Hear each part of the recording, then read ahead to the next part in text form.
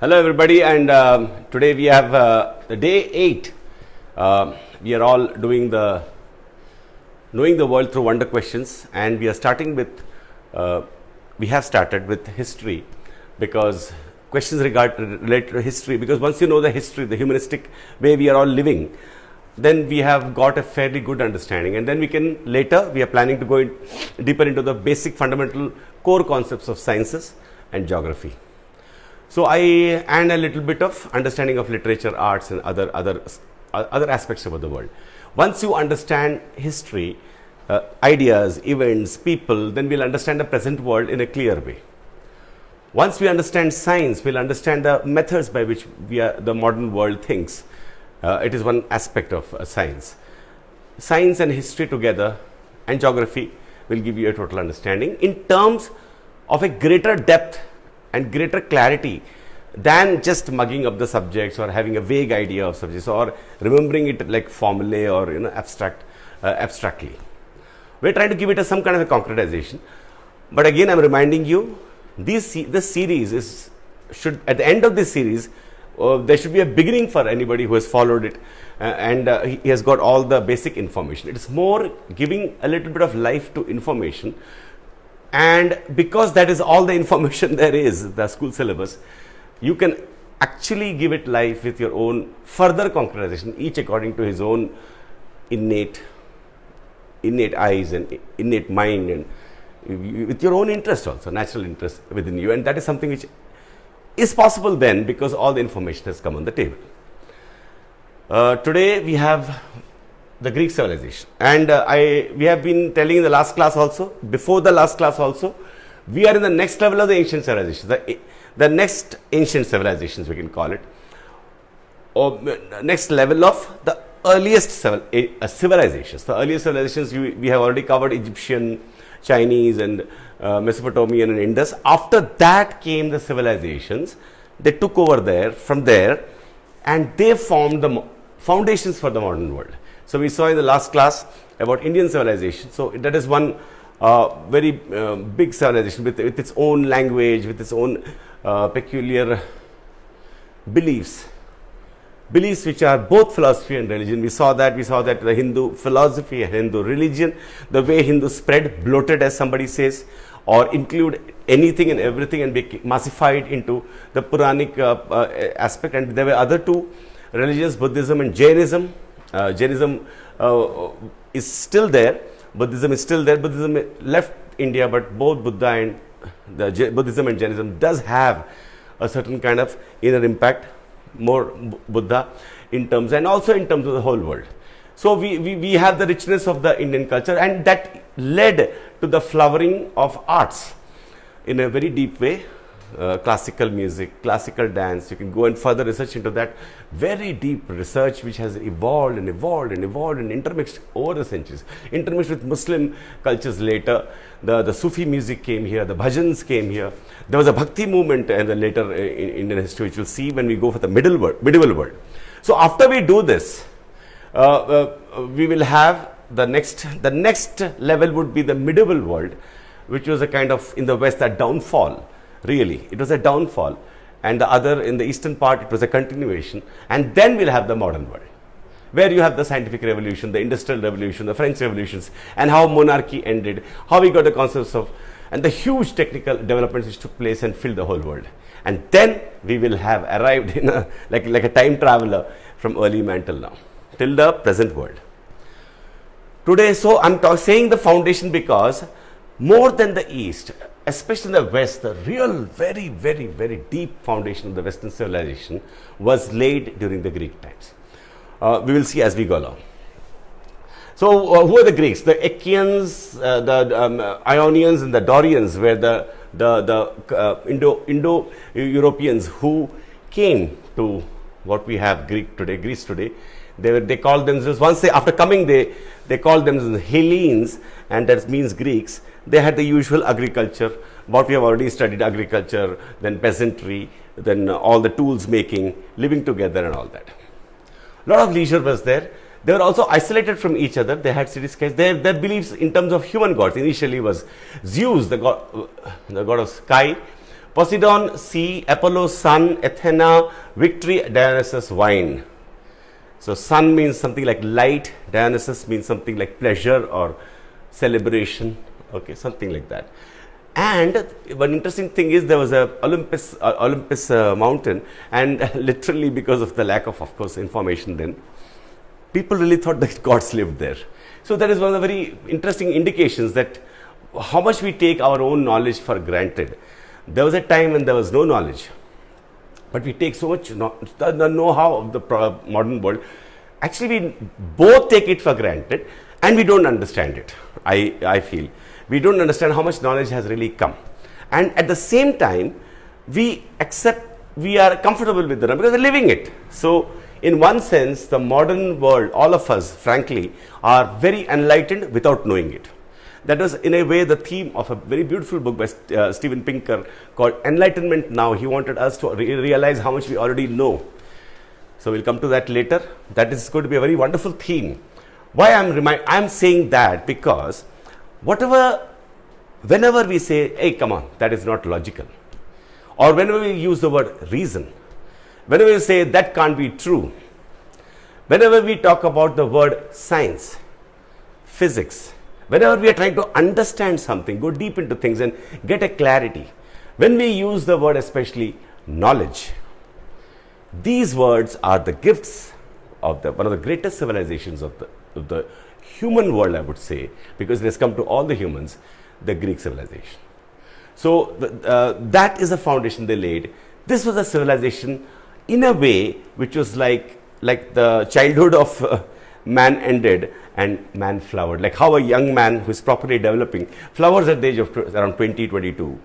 Greek civilization is like a coming of the human to the highest level. Again, I don't mean all the people and the masses, I mean the ideas. In fact, history can be considered, as one of my friends who teaches politics and history, he says the whole history is ideas, people who carry the ideas forward, events and spread. So ideas, those fundamental, profound ideas of reason, logic, clarity, all that came in the Greek period. In 800 BC, writing was discovered. So you can see that it was a little late. And at that time, there was a great writer. I'm mentioning the basic facts. He wrote 2 books, Iliad and Odyssey. Iliad is about the war in the seas of Troy, and Odyssey is the adventures of a young man. And from this we got the information of the early Greeks. I'm talking about the early Greeks. Now, around 800 BC, these joined together, these tribes joined together, and they became larger units, and they were called, you know the meaning of state now. State doesn't mean Andhra Pradesh or Karnataka or state of the mind. State means a political unit of a structure which governs a geographical area. So they had city-states: Sparta, Athens, Macedonia, Corinth, Thebes, etc. And initially they were led by the monarchy. Then there were certain dictators, the tyrants they called them. Then they had oligarchies also, democracy also for some time. The 2 main city-states which were very famous that time were Sparta and Athens. So you had in the 5th century BC, you had Sparta and Athens. A little bit we can talk about Sparta and Athens. Spartans were, even now the word is there in English, being Spartan means highly disciplined, duty bound. So Spartans were in a way opposite to Athens. Athens were more peace loving, they would enjoy life, but Spartans were very disciplined. From childhood they were actually prepared for war. So there are 2 different city-states, the other city-states also. In 5th century BC, there were 2 wars. They were famous for the Persian War, the war with Darius, the Iranian invasion, in which the Greece won, and the Peloponnesian War, which went from 431 to 404, in which Athens and Sparta fought, and Sparta won that war. Athens ended their rule, and after that we had Phillips and Alexander, his son, from 336 to 323. Alexander was the disciple of Aristotle. I'll be coming to this and also thinkers.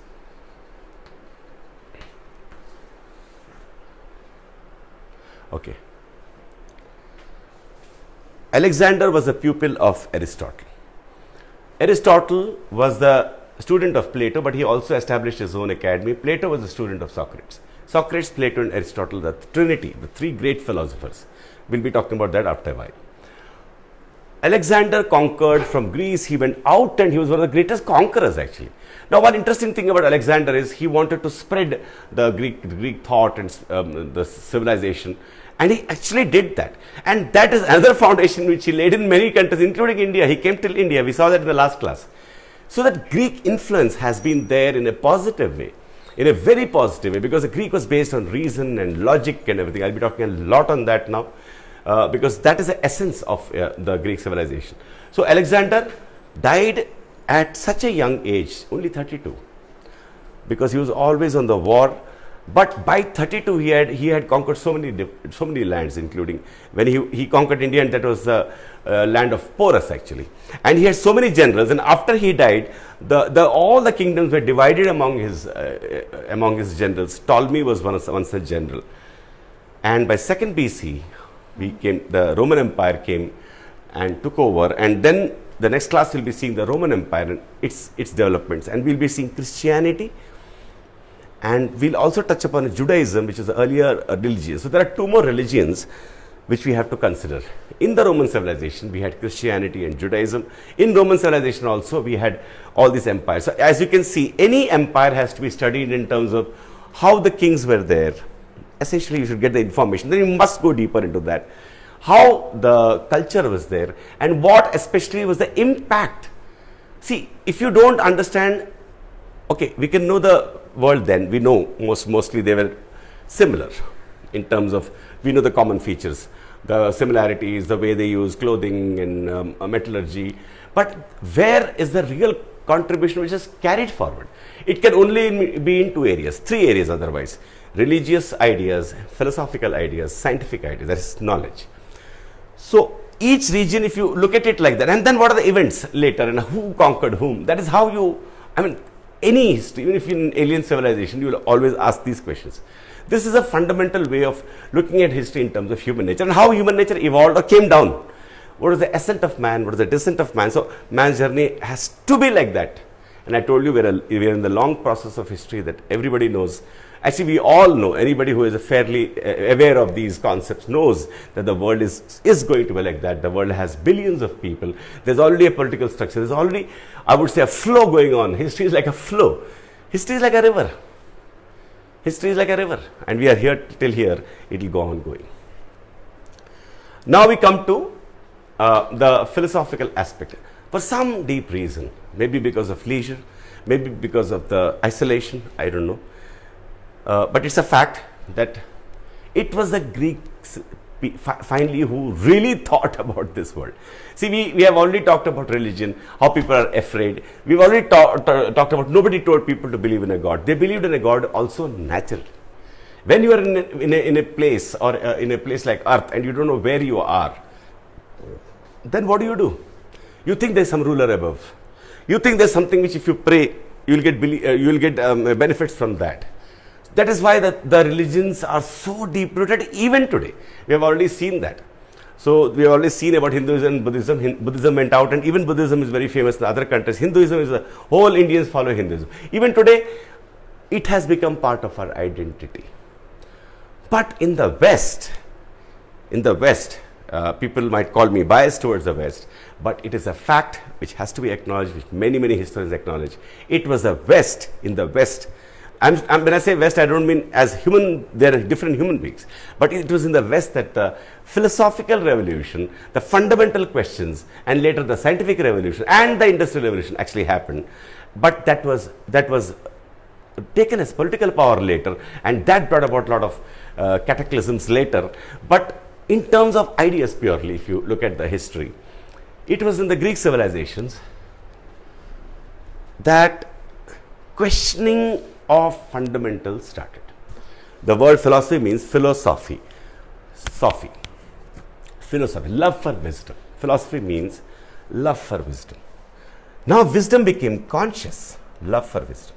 Wisdom is not something, okay, goodness and all that. Wisdom also kind of became a knowledge for the Greeks.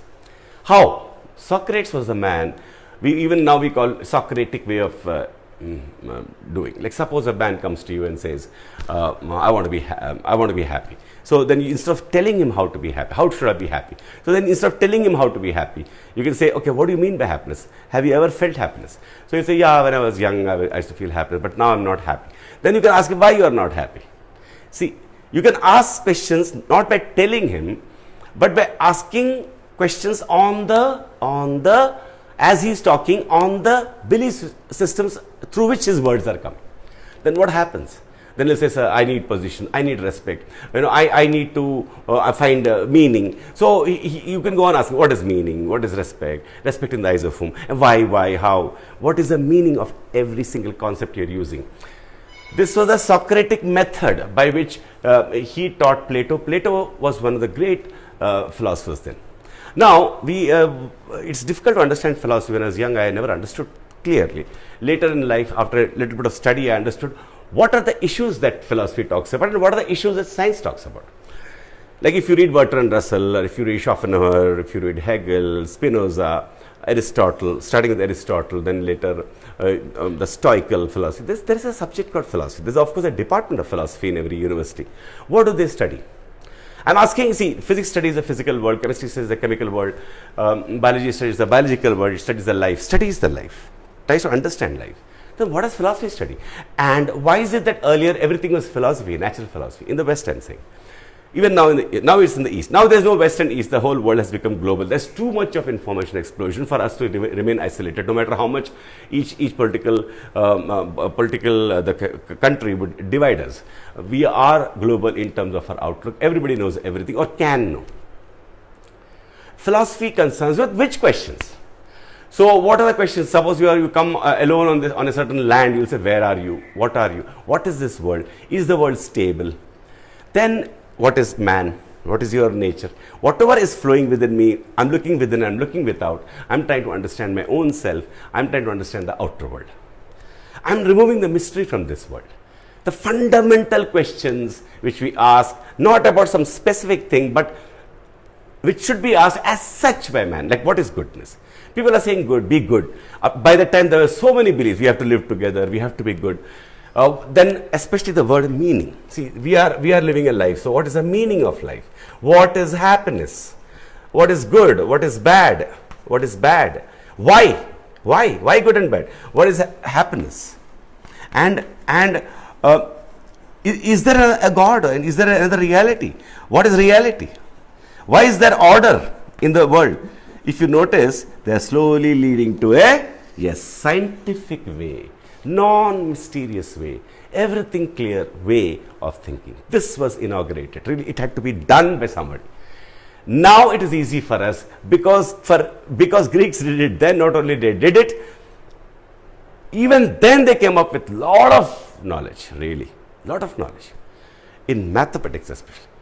Mathematics. There's a reason why mathematics, they did a lot of work in biology. Aristotle is called the father of biology. In arts, what is arts? So Plato, in a way, was a greater thinker than Aristotle, according to me, personally, because Plato asked all the questions. His answers were maybe different from Aristotle. And Aristotle kind of gave the foundations for science. Aristotle is considered the father of science also, according to me. He's literally considered the father of biology because he collected mass. So now, in Greek civilization, in a way, man came of age in terms of knowledge in the Greek civilization. Then he started applying his knowledge. The Industrial Revolution came because of, in the middle, through the scientific revolution, via the Greek. In fact, the Renaissance period, after the Dark Ages, after the medieval world, is a rebirth. Rebirth of what? Of Greek civilization.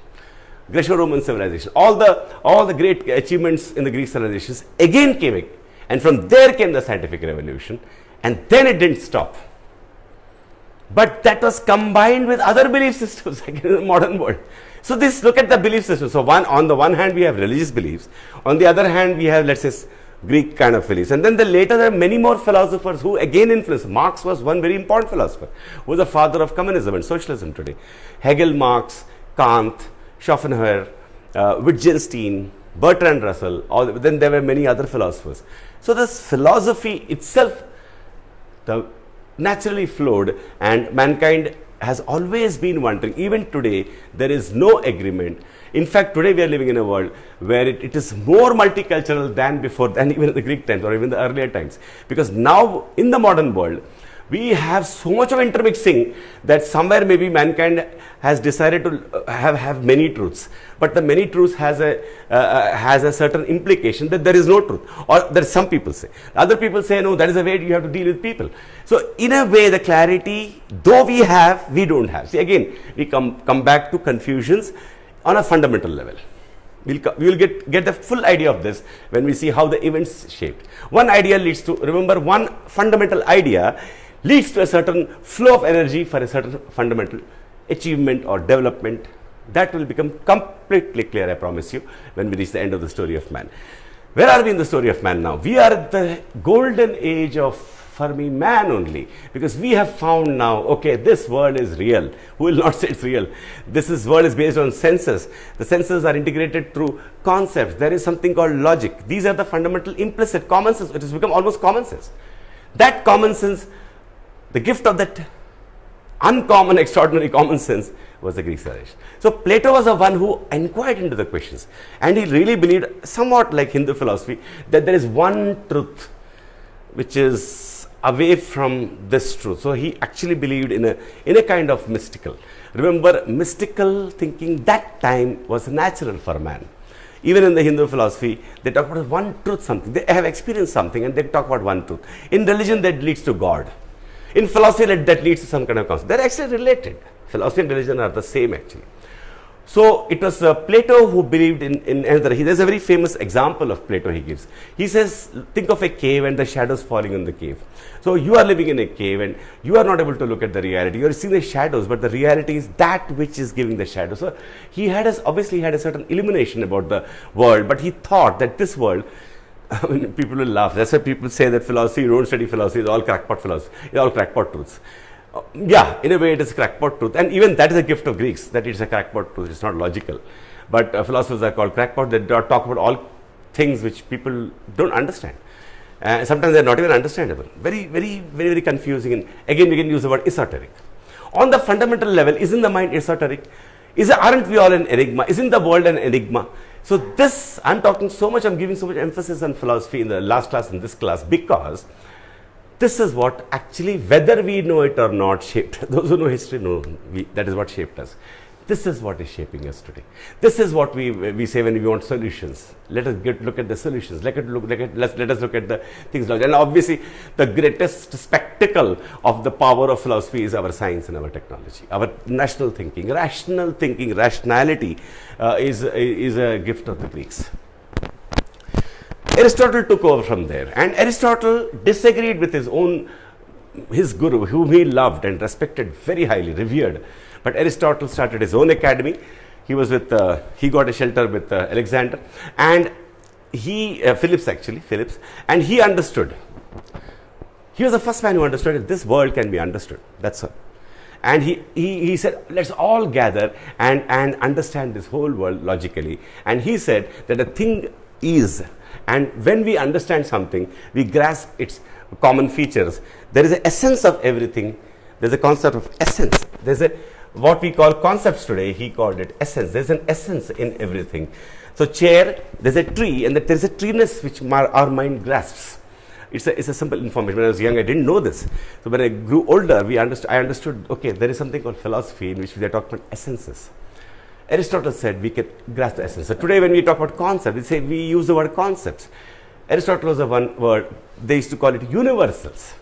Universals, particulars. So the biggest question in philosophy, not for Aristotle or Plato, for any human being, for you and me also is, I'm using some concepts and universals. There is a word around there. Can I hold the world in one unit? That is the whole idea. This is all that happened in the whole later philosophical level, really. You can read Will Durant's Story of Philosophy, you can read other good books on philosophy, and you will find not the philosophers, what the philosophers said, but what are the fundamental questions they're talking about. We have to know the fundamental questions while studying philosophers. The fundamental questions will always be, can I know this world? Is the world knowable?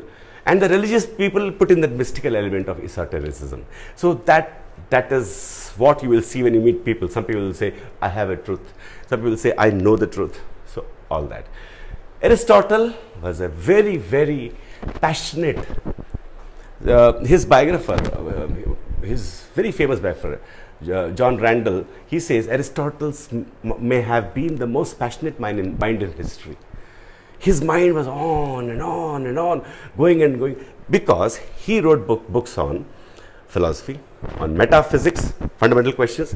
He wrote a book on ethics. He gave the concept of happiness. He talked about balancing your life. He gave the whole idea about aesthetics. He wrote a lot of, he actually even collected all the opinions from there.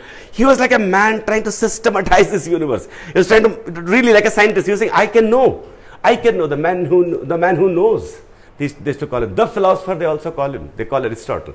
His might have been the most passionate mind.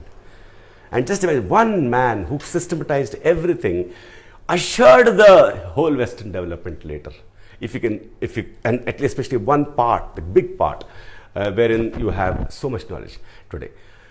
From this we learn that man is not only, cynical people keep saying that man is nothing, man is this. How can it be when you have examples like Aristotle, when we have examples of the great scientists? There are other great scientists so this is the essence of Aristotle actually, briefly. That things are what they are, this earth is what there is, we can understand the world through essences, we can, that is knowledge. Logic, they also say he was the father of logic. So Aristotle said a thing can't be and not be, this can't be a chalk and not a chalk. You might say, sir, this is a very simple thing. Yeah, that's because Aristotle told us that, really. We take everything logically. We say, hey, come on, that's stupid, that's illogical. That is a gift of Aristotle to us. If you were in the early man stage, we would say, no, maybe something is there, So that maybe something is there is the mystical element in us. It is clear to me is the logical element in us. The knowledge and the light came to the earth, to human beings, to life on earth, flowering earth. Aristotle talks about eudaimonia, the feeling of satisfaction, the feeling of rich happiness. Rich happiness. He understood the happiness also. I think Aristotle was a very extraordinary man in that sense. Then you also had not only Aristotle, you had Euclid. What we study, all the geometrical laws, Euclid. All the people who have gone through school level mathematics, all the theorems in geometry, that was discovered by Euclid. We had an extraordinary guy. You should really please go through the Eratosthenes and how he found out the circumference of the earth. I don't have time to complete that. Definitely when you come to science, we'll do it, but you don't have to wait for me. Go to Google and ask about Eratosthenes and how he found out really the circumference of the earth with a horse. Find out that story. It's a very interesting story. Eratosthenes, and there were many other, Pythagoras theorem, and there were many other, you can have a list of the mathematicians. There's a very good book by Isaac Asimov in which he talks about all these Western sciences, scientists. There's a list of scientists he gives biographies of.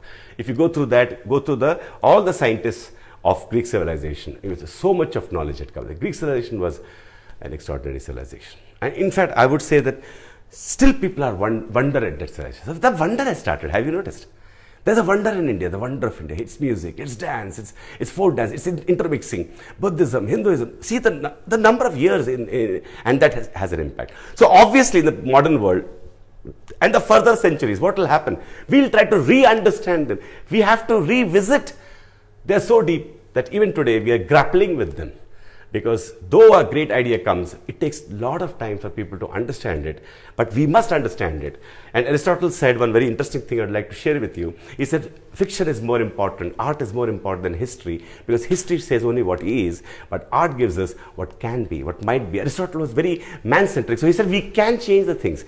If you notice implicitly, all the positive qualities of man, all the self-confident, self-respecting, energetic, being energetic and confident, powerful, all these concepts are rooted in the Greek civilization. So that is it.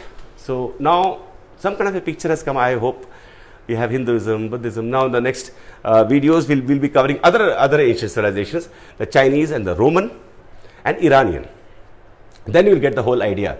From there comes the medieval world. From after that comes the modern world. Modern world, you know, the scientific revolution, the 9th and 10th class syllabus actually, scientific revolution, industrial revolution, the 9th and 10th syllabus of both NCERT and SCERT, and any syllabus in the world, in fact, would be the modern age. In the modern age, how all these strands, these ideas intermixed, how this led to fruition This led to scientific development, industrial development, capitalism, imperialism, how later philosophers like Marx, Kant, Hegel, Russell, all those people came, how those had an impact, and how we have come to the present civilization, where all these are intermixed. If you read history, wherever you go, you will at a glance know their beliefs. At a glance, really, fairly well. It's a very powerful subject to know human beings. So it's not that you read the subject in the room and say, I know. No, you begin your journey. If you travel, after reading history, you should travel the whole world, obviously. You travel every country, you keep seeing it. And you see something. When you see something, you feel it. You don't concretizing. You don't learn only by reading. You learn by seeing. So senses and concepts have to go together. You learn some concept, you see it. Then you see it, you learn. It becomes it's real. That concept of concepts was started by Aristotle, actually. The concept of concepts, what he called universes, that you can know the world, that the world is a knowable world. The world is, first of all. There is no another world. Plato talked about another world. Aristotle embraced this world, including the Darwinian. He embraced life.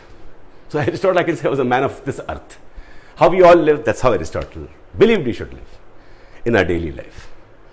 So I think that's it. So we have covered the early Greeks. We have covered in the essence, Athens and the basic wars and the living styles are the same. What more can be there? The same kind of living together. But here the development is happening more in terms of the ideas. But later the daily life living also became very complex. The political structures became complex. So in a way, let's look at this whole journey like a man unfolding. Aristotle called the final causation. So something potentially like a tree. Like a tree. These are seeds. Seeds were planted, and now how man grew up in the tree with what nurturing, both good and bad. Okay. Thank you so much. We'll stop here. If there's any question, you can put your question in the comments and we'll answer that. Many people have given a good response. Thank you so much. They have even used words like awesome and all that. Yeah, I'm sure history is awesome. Really. You get addicted, but please pursue your own history. This is just information for you. I'm humbly saying that. Thank you so much.